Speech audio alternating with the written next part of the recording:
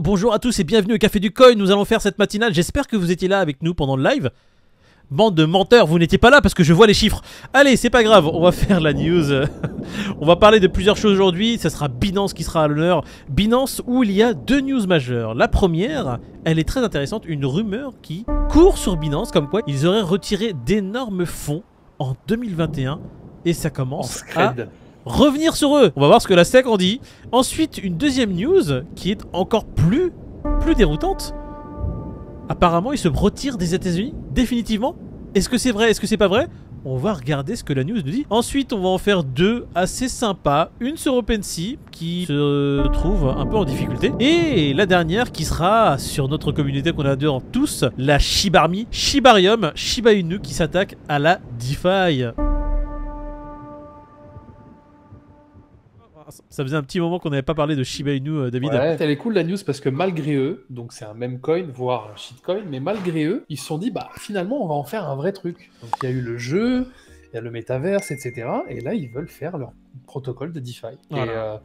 Et ça faisait un petit moment que... En fait, le problème qu'avait la Shiba Army, c'est que ça avançait presque pas en fait. Là dernièrement, si je ne me trompe pas, vous allez me dire ça en commentaire les Shibarmistes, il y avait l'un des devs qui avait mis une date pour la Saint-Valentin, pour l'ouverture justement de ce Shibarium, et il avait fait un peu un rétropédalage parce que apparemment la solution n'était pas encore prête. Bon, ouais, il a juste envoyé le logo du coup. Voilà. Il est en train d'essayer de faire patienter les gens en disant regardez le logo il est beau ou pas hein, c'est mon logo, regarde. J'ai payé 5 balles sur Fiverr. Alors la démon du Shiba Inu presque terminée. Bah écoute, on va voir pour l'instant Kei. Alors je vais essayer de dire son prénom sans l'écorcher parce que c'est un cousin à moi quand même. Rohit Keyur. Pour quand la mise en place de la solution? Quand est-ce qu'on pourra faire de la DeFi complètement déglingo sur cette plateforme? Et on va essayer d'éviter les balles directes, des hacks, de tout ce qui en suit. Des balles de la volatilité et des rects et des scams. Ouais, surtout des scams et des hacks hein, parce que je pense que cette plateforme ne va pas échapper à ce que toutes les autres plateformes DeFi ont vécu, les hacks à foison. La Shiba Army, on attend un peu vos retours. Qu'est-ce que vous en pensez? Quand est-ce que c'est prévu? Qu'est-ce que vous comptez faire avec cette plateforme? Surtout, quels seront les tokens très intéressants qui vont arriver sur cette plateforme? Le Shibnobi. On va enchaîner avec OpenSea, tu vois, en parlant de développement. OpenSea qui fait face justement à des concurrents qui se développent de plus en plus et qui est venu supprimer ses frais sur sa plateforme. Pour résumer un peu l'histoire des NFT, le créateur du NFT touche à vie des royalties sur chaque vente. Et l'ennui, c'est qu'il y a de plus en plus de plateformes qui s'installent sans frais. C'est un petit peu relou parce qu'au niveau concurrence, bah, ça fait de l'ombre à OpenSea. Donc ils se doivent de s'adapter. Une belle ombre, hein. Voilà, ça fait une sacrée éclipse même. C'est un peu dommage, tu vois, parce que c'est une concurrence qui fait rage et du coup, ceux qui sont lésés bah, sont les créateurs. Donc, alors, j'ai envie de mettre mon petit grain de sel là-dedans. Ceux qui sont lésés sont les créateurs. Faut savoir que sur OpenSea, à chaque fois que tu faisais une transaction, il y avait déjà 2,5% qui partaient à la plateforme OpenSea. Je trouve que 2,5% sur une transaction, c'est énorme. Ouf, ouais. Énorme. C'est bien que tu le dises parce que du coup, ça permet à OpenSea peut-être de dézoomer un peu et de se dire bon, c'est peut-être un peu trop touché. Trop greedy. Non, mais clairement, voilà, on va le dire. Trop greedy. Mais c'est pas fini. C'est que t'achètes le NFT, t'as 2,5% de transactions qui vont directement dans la poche de OpenSea. Ça, c'est voilà la taxe mafia. Et ensuite, il y a aussi les royalties que touche le créateur de ce NFT. Donc, moi qui paye ce NFT, dans ce que je paye, il y a ce que le créateur a décidé comme royalties qui vont dans la poche du créateur. Moi, ça ne me dérange pas que le créateur mette sa taxe pour chaque transaction. Là, à un moment donné, il faut arrêter d'être greedy, OpenSea. Hein. J'ai l'impression que cet article, c'est OpenSea qui pleure et qui dit « Oh mon Dieu, on a trop de concurrents, on n'arrive plus à payer nos créateurs. » C'est ça, je te jure que c'est ça. C'est vraiment OpenSea qui se dit « Ouais, à cause de nos concurrents, et bah, on va devoir s'adapter. » Tu te fous de la gueule de qui, OpenSea? Hein? C'est juste qu'à un moment donné, il va falloir revoir ta politique des 2,5%. On va faire un peu comme CZ, hein, OpenSea. Prends exemple sur lui. CZ qui se fait attaquer de toutes parts et qui, lui, par contre... ne pleurniche pas, non, il répond à toutes ces attaques. CZ qui dit, ne vous inquiétez pas, je ne supprime pas les projets américains de ma plateforme. Ouais, c'est ça, il y a eu voilà, c'est l'effet boule de neige, l'effet Twitter, l'effet Internet. En gros, il a supprimé certains protocoles américains qui, selon lui, n'étaient pas très fiables.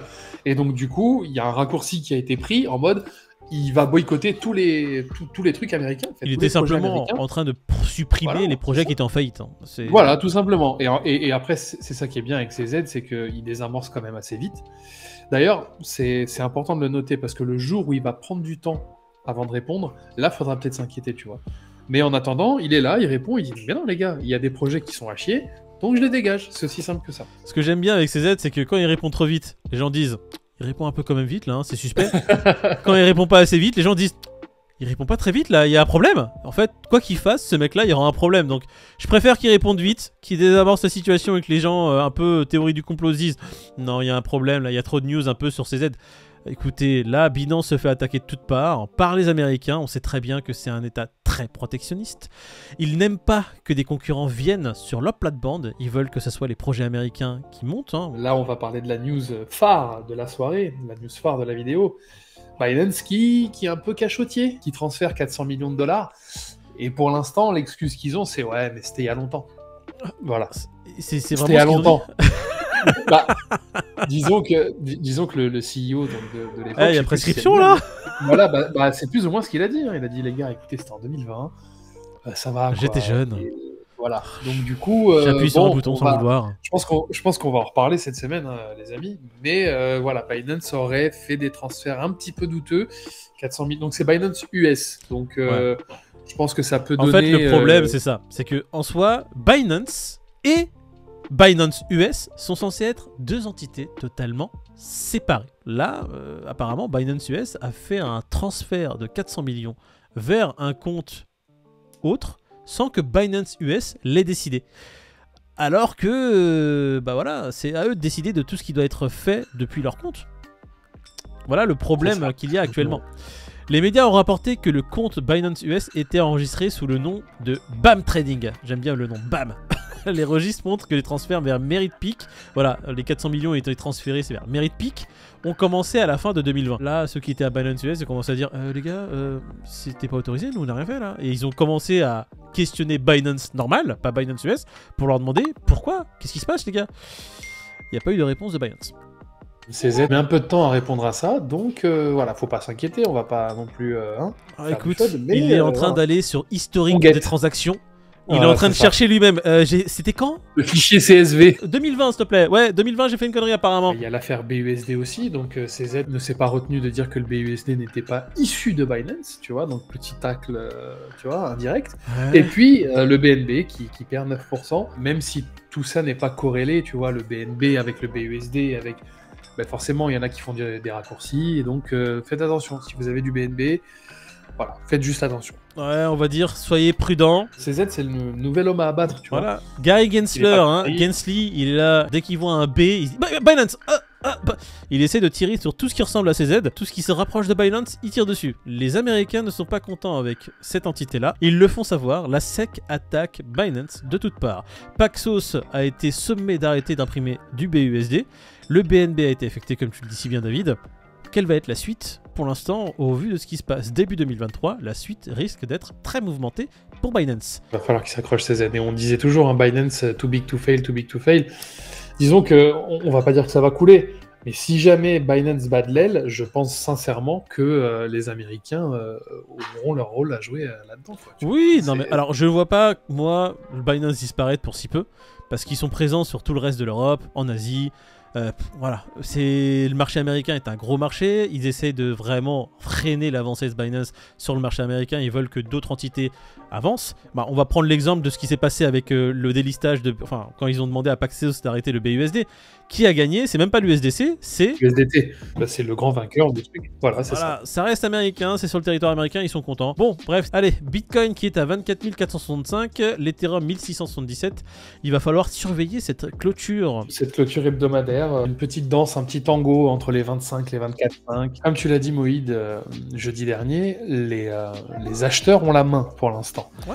Mais il y en a encore qui sont ultra bearish et qui ne veulent pas clôturer au-dessus de 25. Donc entre 1h30 et 2h du matin, on va bien rigoler. Il y aura des mouvements qui seront vraiment survolatiles. Ça va mécher comme jamais. Ça va mécher dans tous les sens, ça va faire un BROL YZ. Ouais.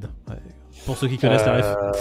Moi, c'était sur Street of Rage, au bas, gauche, droite, ABC Star en même temps. Super. Allez, on va faire le Fear and Greed. Fear and Greed de demain. Écoute, on prévoit quoi? 58. Je vais rester à 60. Je pense que le Fear and Greed ne va pas bouger. Hier, il était à 60, aujourd'hui à 60. Ah bah tu vois, regarde, Pete arrive directement. Pete, le Fear and Greed, les gars, j'en ai rien à foutre. Il est à 2. Je paye mon resto The Bee. Vous allez tous Je vais pas le dire à la fin parce que c'est très. C'est très démonétisable.